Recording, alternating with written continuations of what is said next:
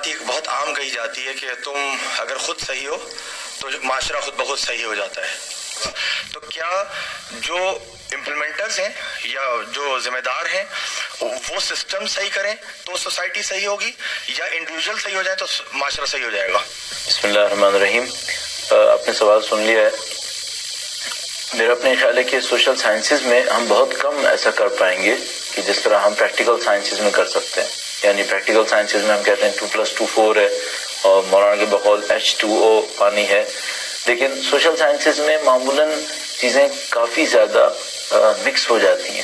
تو اب جیسے انہوں نے کہا کہ بھئی انوائرمنٹ یا سوسائٹی وہ لوگوں کو صحیح کرے گی یا لوگ ہوں گے جو معاشرے کو صحیح کریں گے. تو ہمیں فوراً اس طرف جانا ہوتا ہے کہ کچھ لوگ ایسے ہوتے ہیں سوسائٹی میں. اب میں ٹائم کو دیکھتا ہوں کہ ہم کتنا ایک جواب کے اوپر وقت دے سکتے ہیں. دوبارہ لیکن ایسا بھی نہیں چاہیے کہ جواب ہی نہ ہو، تو تھوڑا بہت تو ہو. تو آپ یہ تصور کیجئے کہ جیسے ایک کلاس ہوتی ہے، اس کلاس کے اندر تقریباً ہر کلاس میں 15-20% بچے ایسے ہوتے ہیں جو ٹاپ گریڈرز ہوتے ہیں. انہیں آپ پڑھائیں یا نہیں پڑھائیں انہوں نے گریڈز اچھے لانے ہوتے ہیں. اچھا 15 اور 20% تقریباً ایسے بچے ہوتے ہیں جن کو آئنسٹائن بھی پڑھائے گا تو وہ نکمے ہی رہیں گے. انہوں نے نہیں ہلنا ہوتا، انہوں نے کام خراب کرنا ہوتا ہے. بیچ میں جو لوگ ہوتے ہیں 60-70% لوگ وہ ڈیپینڈ کر رہے ہوتے ہیں آپ کے اوپر. اگر آپ نے ایک اچھا چیلنجنگ انوائرمنٹ کلاس کے اندر دے دیا تو وہ لوگ ڈیولپ ہو جاتے ہیں، اور اگر آپ نے نہیں دیا تو ان کی توانائیاں جو ہوتی ہیں وہ خراب ہو جاتی ہیں. وہ بچوں کا رزلٹ جو ہے وہ خراب ہونا شروع ہو جاتا ہے. سوسائٹی بھی ایسی ہوتی ہے. سوسائٹی میں کچھ لوگ ایسے ہوتے ہیں جو کسی بھی سوسائٹی میں رہیں گے یہ خراب نہیں ہوں گے، ان کو کوئی مصیبت نہیں آئے گی، وہ اپنے آپ کو بچا لیتے ہیں. اچھا سوسائٹی میں کچھ لوگ ایسے ہوتے ہیں وہ رسول اللہ کے دور میں بھی رہیں گے تو خرابی کریں گے، انہوں نے نہیں سدھرنا ہوتا، کہیں بھی جائیں گے وہ ایسے ہی رہیں گے. اچھا زیادہ تر لوگ کیسے ہوتے ہیں؟ زیادہ تر لوگ ہوتے ہیں انوائرمنٹ کو فالو کرنے والے. اگر سوسائٹی میں ماحول صحیح مل گیا یہ لوگ صحیح چلتے ہیں، اور اگر انوائرمنٹ خراب ہو گیا جس کے اندر وہ رہ رہے ہیں تو یہ معاملہ خراب کر دیں گے.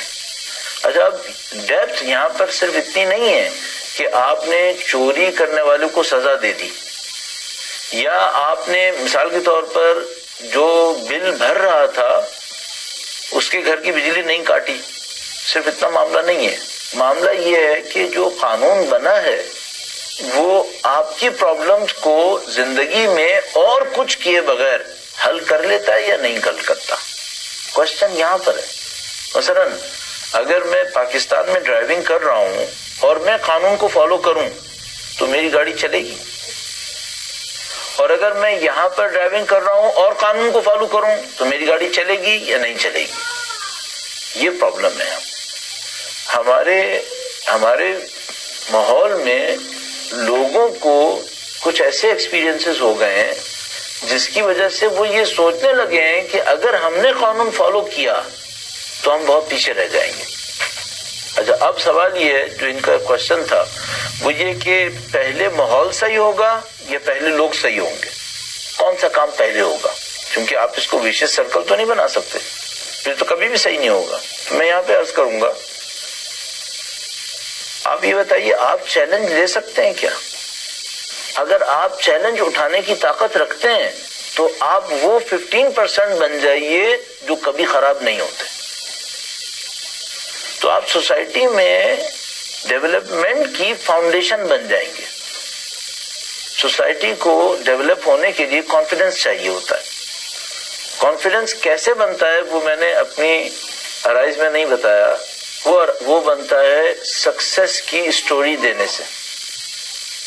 آپ لوگوں کو کہانی دیتے ہیں، واقعہ بتاتے ہیں کہ جس میں کسی نے اسٹرگل کی اور وہ ڈیولپ ہو گیا. اگر آپ سکسیس کی اسٹوری دینے میں کامیاب ہو گئے تو خود بخود لوگوں کو کانفیڈنس آتا ہے سکسیس کے اوپر کہ یہ ہو سکتا ہے. اب مثال کے طور پر دیکھیے پاکستان میں جو بہت بڑا کارنامہ میں نے آپ کی خدمت میں عرض کیا، برا کارنامہ دشمن ہمارے ساتھ کر رہے ہیں، وہ ہمارے ہیروز کی انسلٹ کر رہے ہیں. تو جو آخری 15-20 سال میں ہمارے پاس سب سے برا فینومینا آیا وہ ڈاکٹر قدیر صاحب کا وہ انٹرویو تھا جو آپ میں سے اکثر لوگوں نے دیکھا ہوگا.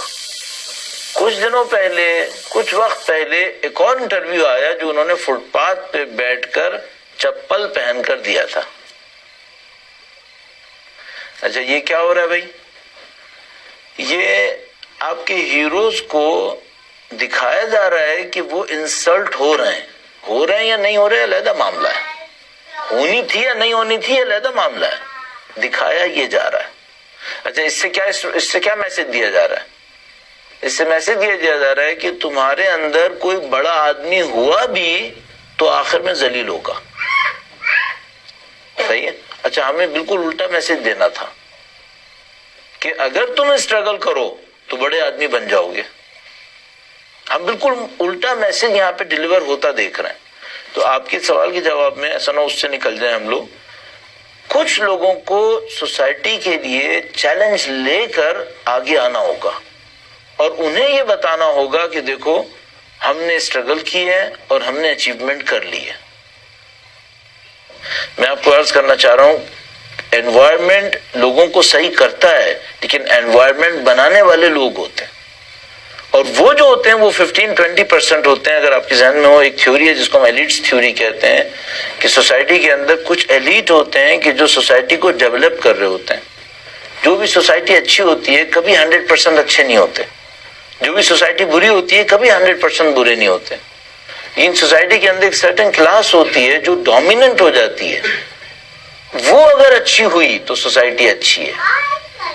آپ وہ 15 اور 20% بن جائیے جو اچھے ہوں، بری سوسائٹی کے اندر چیلنج کو ایکسیپٹ کریں اور سوسائٹی کو اچھا کرنے کی کوشش کریں تو آپ اس انوائرمنٹ کو کریٹ کرنے میں کامیاب ہو جائیں گے جس میں باقی لوگ اچھے رہیں گے. پھر آئی لینڈ آف آنیسٹی یہ آپ کو اس ملک کے اندر کریٹ کرنے پڑیں گے.